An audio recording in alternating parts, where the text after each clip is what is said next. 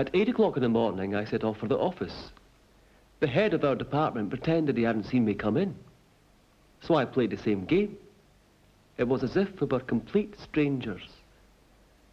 Then, after a bit, I pretended I was really fat and couldn't get up out of my chair. That showed him.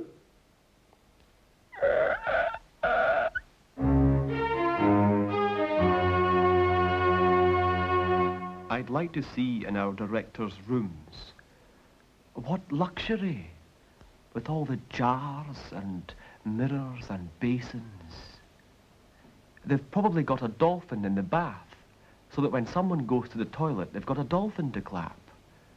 That's what kind of people they are. I'd like to see in Her Excellency's boudoir.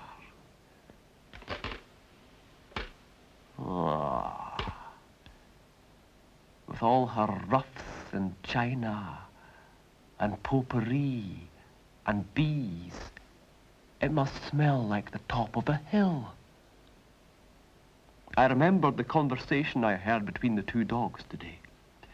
This is the way forward. I must get hold of the letters that pass between them. There's sure to be something about Her Excellency there. I must climb the stairs of that gaseous minaret the dog Frank resides in. Frank dog. Frank the dog. Frank the dog.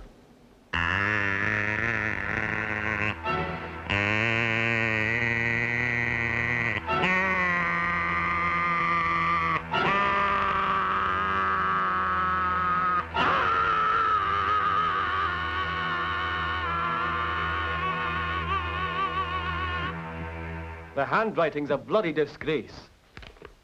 Please excuse the handwriting, Frank, but like you, I am a dog and find difficulty holding a quill. I like mutton. Isn't mutton good? Much better than fruit which doesn't contain any bones. The whole thing's pish. A litany of uninteresting dog cack. Tell us about your mistress, you squat bitch! My mistress, whom Papa calls Lala, is passionately fond of me. Lala. Lala. Oh, Lala. How fancy. Now then, Lala fancies this guards officer called Graham. He's got remarkable trousers, thick brown hair, and a moustache entitled Gerald. Oh, I object! The dog's making it up. Slanderous Graham. Graham! Graham's always round at the house. They sit on the settee for ages and stare into each other's eyes. Neither politeness nor protocol permit me to say so, but if you ask me, they're both gagging for it. Gagging for it. Abuse! You foul, knee-level bastard dog! I really do mean what I say. Miss Lala is totally enamoured towards the young guards officer. She thinks he's it. Oh, contraire, he's not it. He's nothing of the kind. Graham, I'm it. I'm it, and she's it. We're it. He's nothing of the kind. There just can't be a wedding. I won't allow it. Graham. Just because he's a court councillor. His nose isn't made of gold, is it? Is it? Does it sing? Of course it bloody doesn't sing. It doesn't take much to stick on a sash and lie about your past. I'm not a mollusk, but I do require a bath.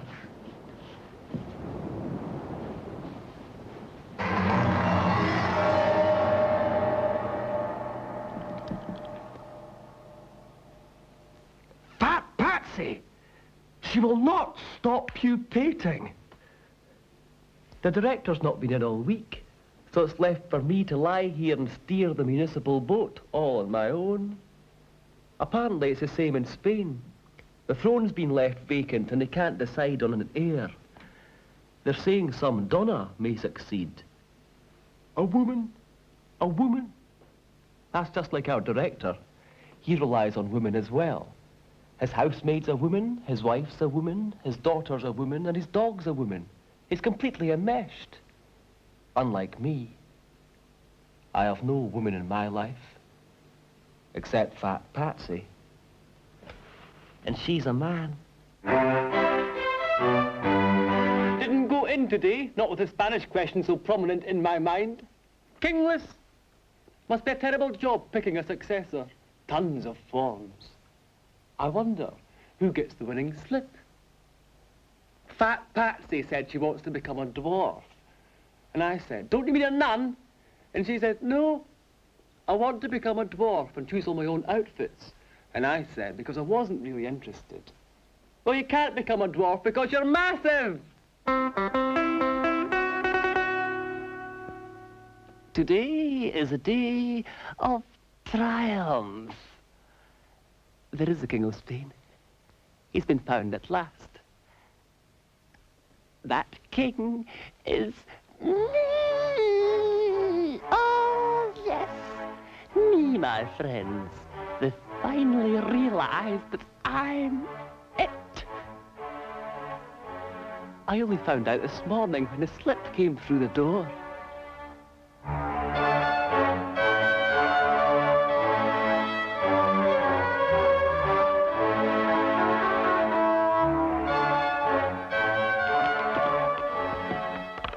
I've got a cloak now. It's a combination of earthworm and nougat, completely natural. One of the administrative clerks called today, saying it was high time I went back to work. I've not been in for weeks, so I went in, just for a joke. The head of our department thought I would bow with apology. I gave him a detached look. Scum! Our director minced in and all the clerical skivvies quivered and scraped. I waved. Director, my arse, the whole thing's a charade. He's not a director at all, he's really a shoe. A boggin sandal at that. He shoved a bit of paper under my nose and said, sign that. So I did. King Ferdinand VIII. The paper was passed round and looks of amazement quickly ensued. Some of them might grudge my royal status, but that's what these office workers are like, being nothing. I went straight for Lala's flat. The footman wouldn't let me in, but I explained who I was, and a glazed look came over his face. I went straight for Lala's boudoir, past all the china and frippery. Very provincial. She was sat at her table. When I went in, she practically quacked. She began to speak, but it was mush. I laughed heartily and cavorted around the room, threading her lupins to a pulp. Laugh in the face of flowers, my dear, we'll manufacture our own. Then I picked up her dog. Ah, Medji, you played your part. You were clever, perhaps too clever, but not clever enough. You flew too close to the sun, Medji, and with that I threw it out the window. Lala wailed, you mustn't be frightened of progress, my dear. By the time we're wed, we'll have dogs coming out of our ears. Here I paused to digest the image. Dogs by the bucket load, roaming the hinterland. Dog musicals, dog soup. Then I left. Things to do, people to see.